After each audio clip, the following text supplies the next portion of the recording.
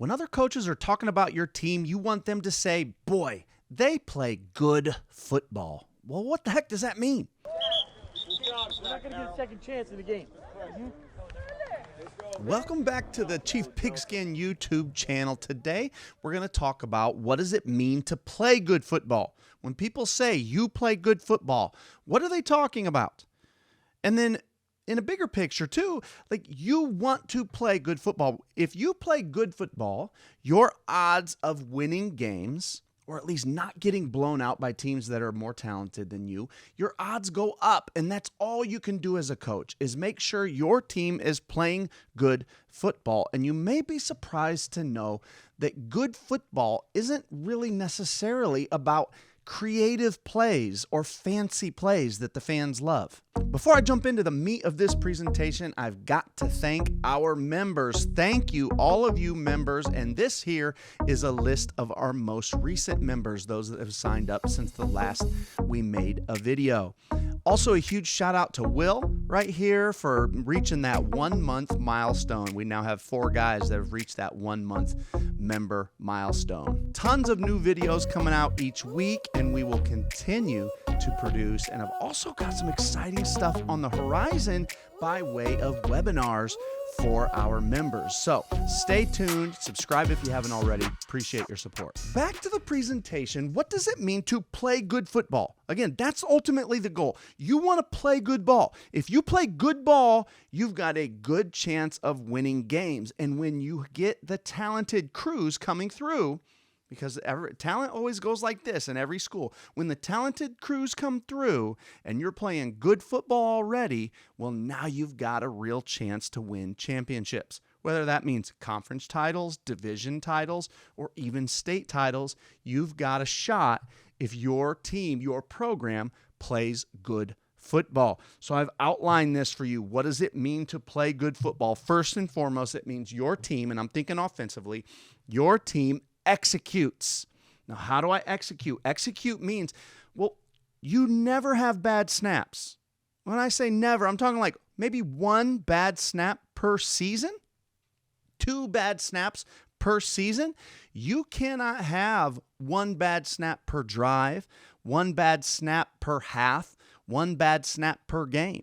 If you're doing that, you're already under the category of not playing good football, right? So you have to have no bad snaps. Now, the younger your players or the more inexperienced your players or the lesser your talent, you can help yourself out by maybe only doing shotgun snaps or only doing under center snaps, not going back and forth. Because to start off, you cannot execute if you don't get a clean snap, not even a bobbled snap. It's got to be clean. A team that executes, they don't fumble the ball. And as long as I'm talking about not fumbling, they don't throw interceptions. Now, of course, those things are going to happen over the course of a year, but they can't be a routine thing, right? And this, as a coach, could actually control how much your team fumbles. If you limit the amount of plays that you install, then you have time to work on things like ball security, and protecting the football actually can be taught.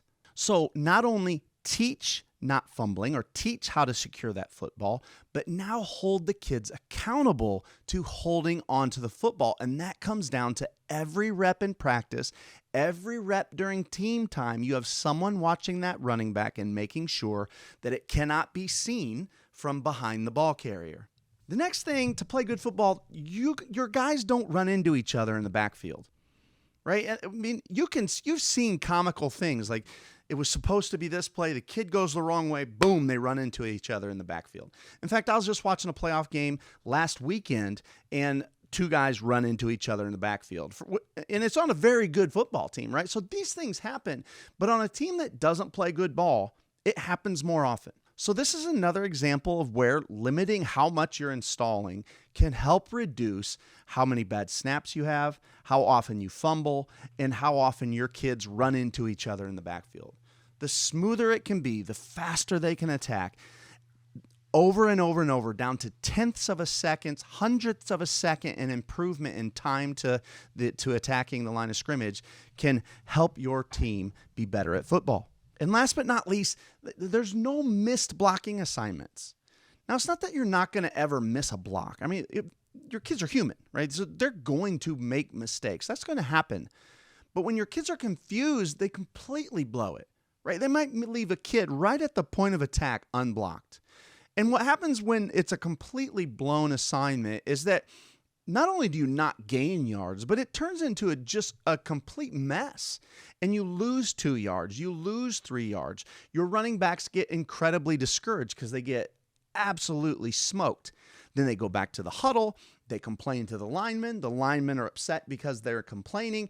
I mean, all this stuff just compounds. A young, inexperienced coach might take those opportunities and blame the kids, that my kids can't stay positive, my kids just aren't winners, or my kids, I just don't have a leader.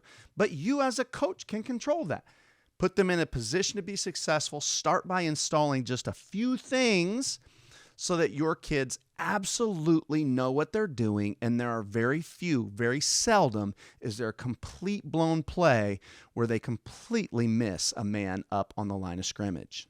The next thing that teams that play good football, if you want to play good football, what do you have to do? Well, there needs to be evidence of a plan. So this becomes important, and it goes a little bit back to last week when I said, let's think defensively for a moment. When you run 3 different defenses, you're always doing something different. Nobody can tell really what your team wants to do. And then offensively, can your opponent identify what your number 1 play is? You may think for just a moment that I don't want them to know what I'm best at or what I like the most, but you absolutely do. You need to know what you're best at. What do we do best? What is our jab, right? A boxer needs a good jab, something that you're forcing your opponent to defend. And you need to have that best play in your system. What is our jab? What do we attack with first that sets up other things in our offense? And that's that number 2 point. What is your play that sets up the others, right? What is that number 1 play to the left that sets up that boot pass to the right? That's just an example. Or your number 1 play to the tight end side that sets up that counter coming back left. If you don't make them honor that number 1 play to the tight end side, well, then counter away from the tight end is never there. It's not going to pop, and you need it to pop. And a team that plays good football makes you defend and almost overplay that 1 play that they're best at. They're that good at it. The third thing, we're going to go to the defensive side of the ball. And this is that a defense that plays good football allows few big plays. Now, a big play traditionally, when it comes to teams that study data, a big play is really any play over 20 yards. Teams that play good football, they don't allow very many big plays. It's those big plays that shatter your defense and change the game. You've got to make sure that your opponents have to drive the length of the field and do something good over and over and over again. So I think there's 3 main things that are involved when it comes to allowing few big plays. Number 1 is matching numbers, right? So match numbers with numbers. If their formation is balanced, your formation's pretty balanced. When they unload and put a lot of guys to the left, you have the capability, or your kids can pick that up mid-game and they will adjust to the left. We have to avoid getting severely outnumbered in the middle of a game. Now, a lot of it, you can do that with your own calls. You can be calling things out from the sideline. But at the end of the day, you're going to have to train the kids to see numbers so that they can move around themselves on the field, kind of in the heat of battle when things get crazy and chaotic on game day. The next thing is understanding leverage. Now, if you ever were to join us in film session, one of the things you'd hear a lot would be me saying, how many guys does it take to force the football? And they would all say, 1. Right? How many guys does it take to force a running back to go back inside? It takes 1 man. All you need is 1 man outside, 1 force player that'll force that running back inside. 9 times out of 10, when you see a big run play happen on TV or on Friday night or on Saturday afternoon, Sunday afternoon, whenever you play your games, you see a big play, what you're going to catch is you're going to see your defense or the defense that got hurt with several or more than 1 players outside of that ball carrier. Maybe they got 2 or even 3 guys got outside of that ball carrier.